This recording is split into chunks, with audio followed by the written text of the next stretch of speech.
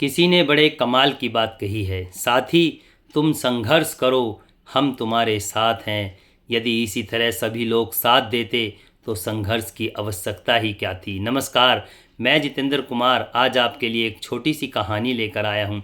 ये कहानी एक जौहरी के परिवार की है जिसकी अचानक से मृत्यु हो जाती है। मृत्यु के पश्चात उसके परिवार में जौहरी की पत्नी और एक छोटा बच्चा बसता है। एक दिन उस जौहरी की पत्नी अपने बच्चे को बुलाती है और कहती है कि बेटा, तुम्हारे पिताजी अब इस दुनिया में नहीं रहे।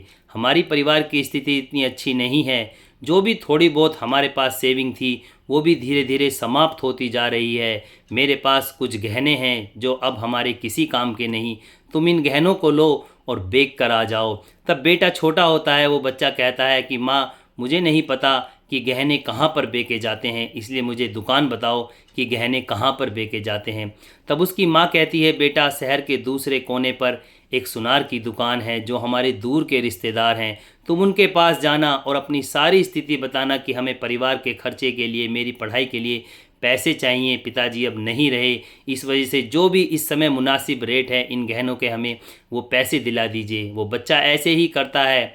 वो अगले दिन सुबह चला जाता है उस दुकान पर और दुकान वाले अंकल को सारी बात बताता है कि मम्मी ने बताया है कि आप हमारे दूर के रिश्तेदार हो, पिताजी अब नहीं रहे, जिस वजह से हमें पैसों की ज़्यादा आवश्यकता है। मेरे पढ़ाई के खर्चे के लिए, घर के खर्चे के लिए हमें पैसे की आवश्यकता है, इसलिए मम्मी ने ये गहने दिए हैं और कहा है जो भी इस समय मुनासिब रेट है, जो भी इस समय मुनासिब रेट है वो हमें दिला दीजिए इन गहनों के।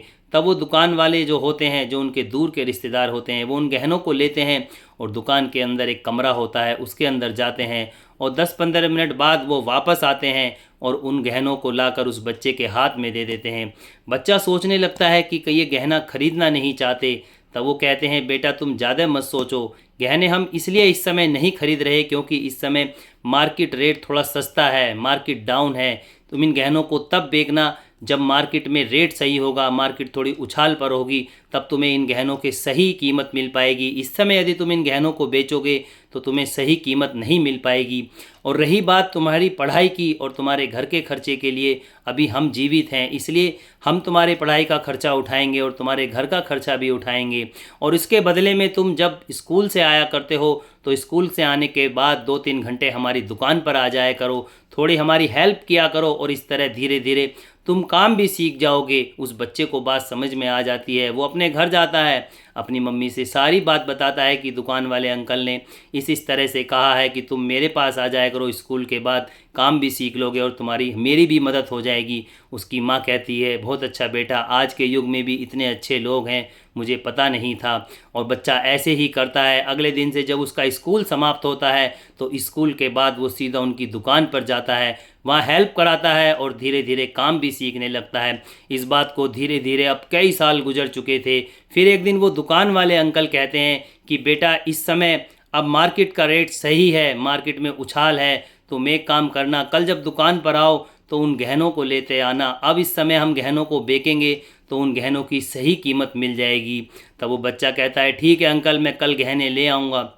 वो बच्चा अपने घर जाता है, अपनी माँ से कहता है कि माँ, अब अंकल ने कहा है कि गहनों की इस समय सही कीमत मिल जाएगी, इसलिए तुम उन गहनों को मुझे लाकर दे दो। उसकी माँ उन गहनों को लाकर उस लड़के को दे देती है। उस लड़के को भी अब काफ़ी सारी जानकारी हो चुकी थी क्योंकि वो सुनार की दुकान पर काम करता था, तो उसे गहनों की काफ़ी नॉलेज हो गई थी। तो वो सोचता है कि चलो एक बार इन गहनों को चेक करके देखते हैं। वो उन गहनों को लेकर अपने कमरे में जाता है और पोटली जैसे ही खोलता है तो उस बच्चे के पैरों तले से ज़मीन खिसक जाती है क्योंकि वो सारे गहने नकली थे। उसकी समझ में नहीं आता कि कल जब वो दुकान पर जाएगा तो अंकल से कैसे नज़रें मिलाएगा। खैर, वो हिम्मत कर कर अगले दिन दुकान पर जाता है और अंकल से कहता है कि अंकल, आपको तो उस दिन भी पता था जब मैं पहली बार इन गहनों को लेकर आया था कि ये गहने नकली हैं, लेकिन आपने उस समय हमें ये कह दिया कि मार्केट रेट जब सही होगा तब इन गहनों को बेचेंगे, इस समय नहीं बेचेंगे। तब वो दुकान वाले अंकल कहते हैं कि बेटा, तुम्हारी बात थोड़ी थोड़ी समझ में तो आ गई है। यदि उस समय आपसे मैं ये कहता कि ये गहने नकली हैं तो तुम और तुम्हारी माँ ये सोचते कि हम पर मुसीबत है तो ये हमसे कन्नी काट रहे हैं, हमसे पीछा छुटा रहे हैं, हमारे गहनों को भी नकली बता रहे हैं। तुम्हारी ये बात समझ में नहीं आती, इसीलिए मैंने ये कहा कि हम गहनों को बाद में बेचेंगे, समय लगेगा थोड़ा सा। और जैसे जैसे समय गुजरता चला गया, तुम्हें नॉलेज हो गई उन गहनों की, तुम्हें स्वयं ही पता चल गया कि ये गहने नकली हैं। और रही बात तुम्हारी मदद की, तो इसमें कोई बेटा एहसान नहीं, क्योंकि यदि मैंने तुम्हारी मदद करी तुम्हारी पढ़ाई के लिए, तुम्हारे घर के खर्चे के लिए, तो तुमने उसके बदले हमारी दुकान पर काम भी किया, काम भी सीखा। इसलिए दिल पर बोझ मत रखो और इस तरह से ही जीवन को आगे बढ़ाते रहो। यही समय होता है जब काफ़ी कुछ सीखना होता है। तो दोस्तों, इस कहानी का सार यही है कि हमें दूसरों की हमेशा मदद करते हुए चलना चाहिए, मुस्कुराते हुए चलना चाहिए, खुशियाँ बांटते हुए चलना चाहिए। आपने देखा होगा कि बहुत सारे लोग दूसरों की मदद तो करते हैं, लेकिन उससे ज़्यादा शो ऑफ करते हैं। आपने देखा होगा कि बहुत सारे लोग कुछ चीज़ें बांटते हैं और दुनिया भर के फ़ोटो खींचकर सोशल मीडिया पर अपलोड कर देते हैं। वो किसी की मदद नहीं कर रहे, वो दूसरों को दिखावा कर रहे हैं कि हम इतने सारे लोगों की मदद करते हैं। मदद तो ऐसी होनी चाहिए कि एक हाथ से मदद हो और दूसरे हाथ को पता भी ना चले, जिस तरह से उस सुनार अंकल ने करी थी कि उस बच्चे की इस तरह से मदद करी कि उन्हें पता भी ना चला, और उस बच्चे के कामयाब होने तक, समझदार होने तक वो बच्चा भ्रम में ही रहा कि हमारे गहने नकली, हमारे गहने असली हैं। वो अभी बिक नहीं सकते क्योंकि मार्केट रेट डाउन है। तो दोस्तों, इसी तरह से हमें दूसरों की हमेशा इस तरह से मदद करनी चाहिए कि कभी शो ऑफ करने की आवश्यकता नहीं है। शो ऑफ करने से, दान करने का या किसी की मदद करने का कोई अर्थ नहीं होता। आपने देखा होगा, पैसा तो आदमी ज़िंदगी भर कमाता है और कमाना भी चाहिए, लेकिन साथ में दुआएं भी कमानी चाहिए, क्योंकि दुआएं ऐसी होती हैं जो बड़ी से बड़ी परिस्थिति को भी टाल सकती हैं, बड़ी से बड़ी परिस्थिति को भी टाल सकती हैं।